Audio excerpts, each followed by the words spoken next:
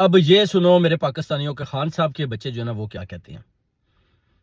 You know you're doing this interview? Yes, in that whole world, but we asked him on one of the calls, we said, do you think it would be okay? We want to do this, we want to see if we can try and help.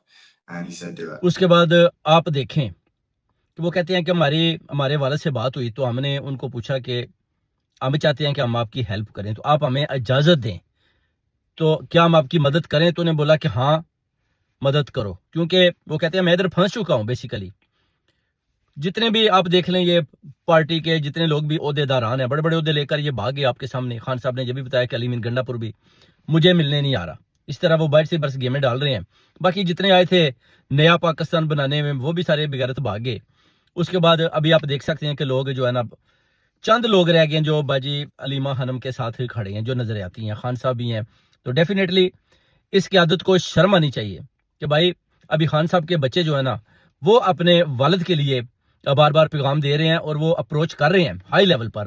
اور انشاءاللہ تعالی جو ان کے بچے ہیں ان کی جو approach ہوگی وہ زبردست ہے. اور خان صاحب کا بھی شکریہ ادا کرتے ہیں کہ انہوں نے اپنے بچوں کو جو اجازت دے دی, کیونکہ ان کو پتہ چل چکا ہے کہ جو میری قیادت ہے جن کو میں نے بڑے بڑے عہدوں سے نوازا ہے یہ بے شرم بھاگ چکے ہیں.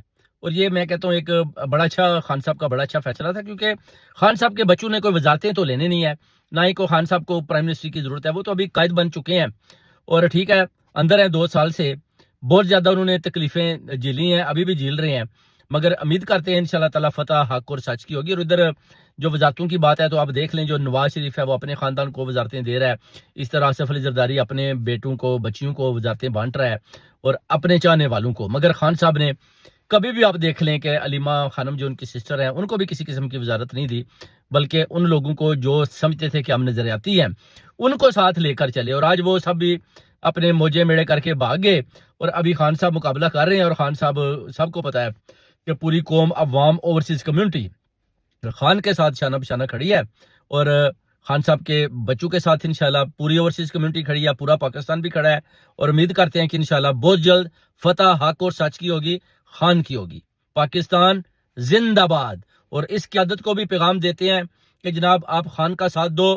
آپ بڑے بڑے پروگرام ادھر کرنے کی کوشش کرتے ہو, مگر خان کو ضرورت ہے کہ اڈیالہ جیل کے باہر بیٹھا جائے, دھرنا دیا جائے, ادھر ہی رہا جائے, تو پھر کہیں جا کر ان کو خان صاحب کو رہا کریں گے. ورنہ اگر آپ اسی طرح بس بیٹھے رہیں گے باتیں کرتے رہیں گے تو پھر خان صاحب کی رہائی مشکل دکھائی دیتی ہے میرے پاکستانیوں. اس لیے یہ قیادت ابھی آپ دیکھ لیں بھاگ چکی ہے دوسرے ملکوں میں, اور باقی جو رہ گئے ہیں وہ ادھر ادھر اپنی بولیاں لگا رہے ہیں. مگر خان صاحب کے لیے جب آپ آواز اٹھائیں گے کہ اڈیالہ جیل کے باہر